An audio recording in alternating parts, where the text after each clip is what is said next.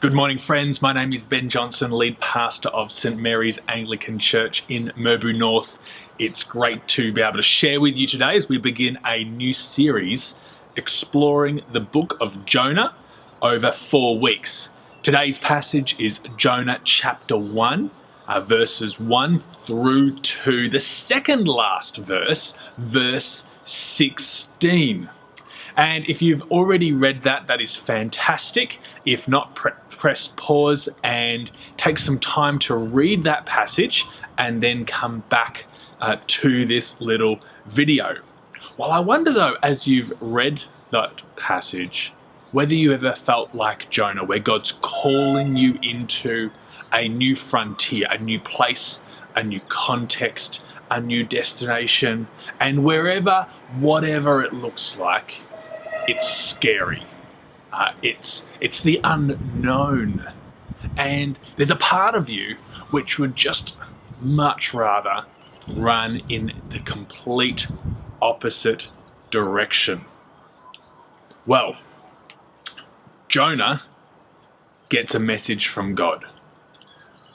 God tells him, Jonah, you're my prophet. You are to go to Nineveh. Well, there's a few things that we need to know, my friends, as we begin our journey through the book of Jonah. Firstly, Jonah is a prophet, we're told, from the northern kingdom of Israel, up in the north. And this is really important because as a prophet from the northern kingdom, everyone knew that they shouldn't like Jonah.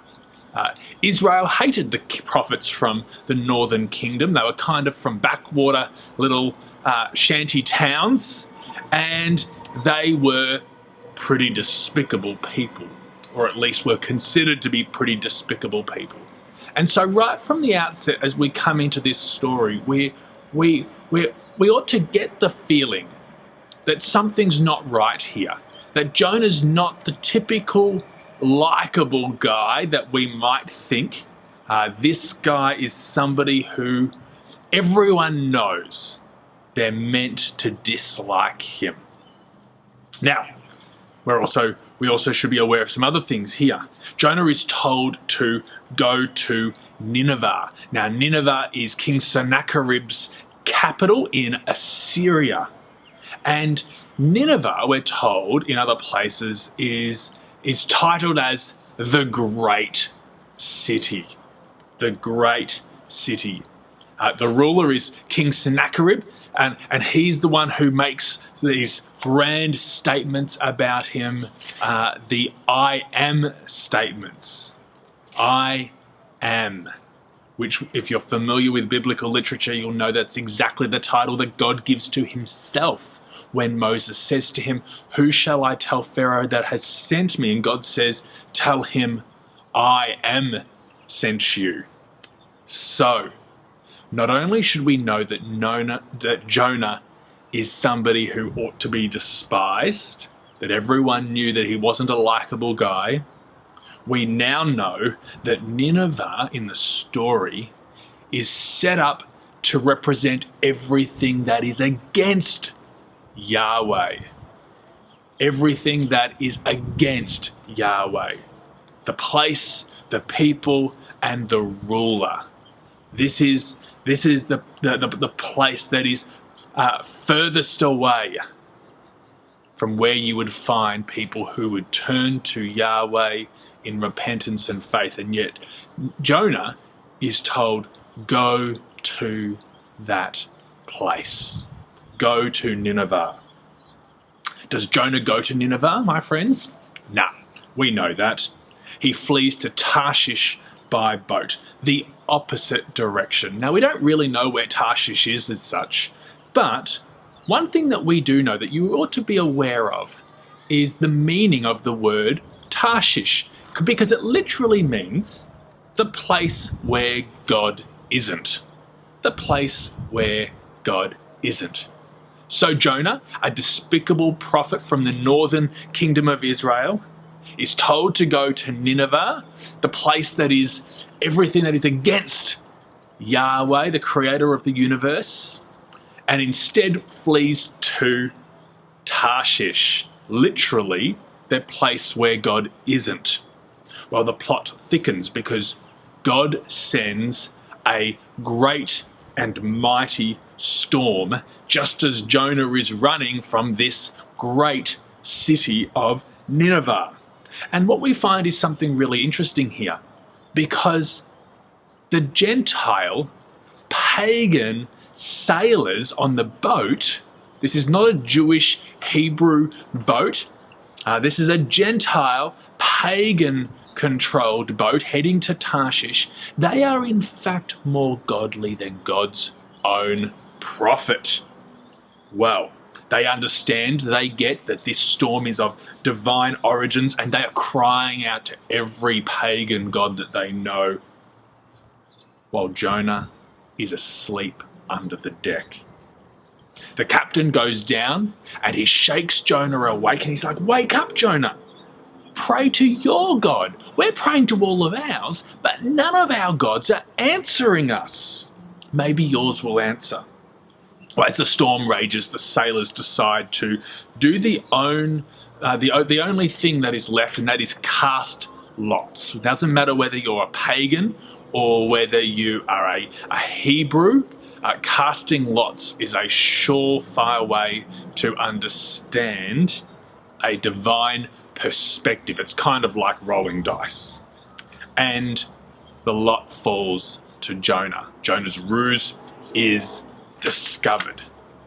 And so we find that this story here, this narrative reaches its climactic point with Jonah saying, "It's all my fault.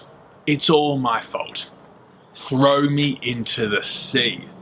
I'm running away from God." Now I wonder here as I read this whether Jonah is beginning to be repentant and saying, like, let me deal with the consequences, throw me into the sea and God can have his way with me, or rather, throw me into the sea and I'm going to continue running right down to the depths of Sheol.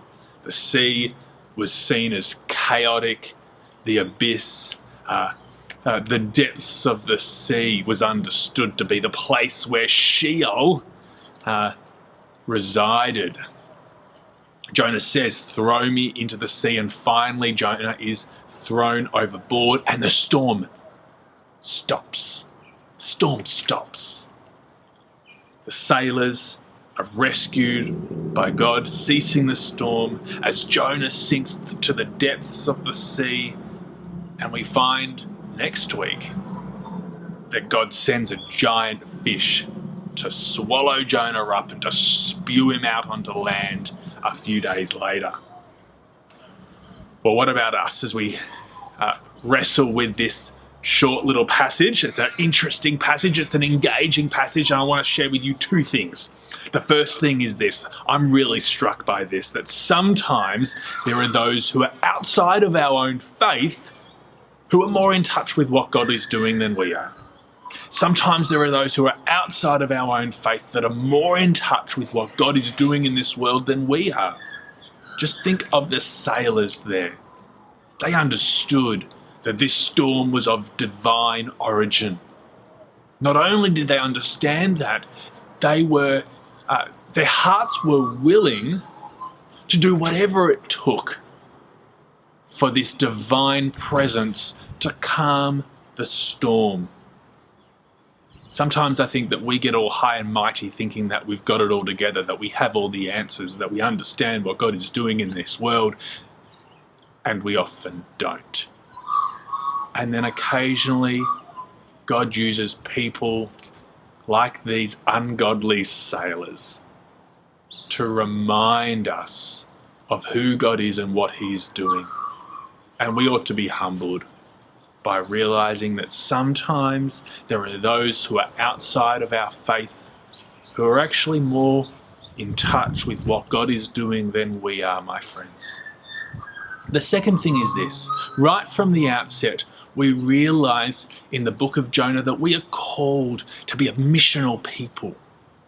We are called to be a missional people. Why? Because the God that we worship is a missional God. You see, what God is doing here is He's inviting Jonah. Wait for the car to pass. He is inviting Jonah to join him on God's missionary journey. The book of Jonah is about understanding that God is a missional God, and God is a going God, and God is a sending God or a calling God, because he sends us and calls us to the places where he is already at work in, to the people whom he is already at work in. And we have the challenge, the invitation, but also the challenge to either join him in his missionary work or actually to flee like Jonah. But we ought to know if we flee, then God might come after us to call us back and continue to call us to join him in his missionary work in this world. And that's something that we're going to continue to explore as we explore together the book of Jonah over the next 4 weeks. Blessings, my friends, and I'll see you next Sunday. Thank you.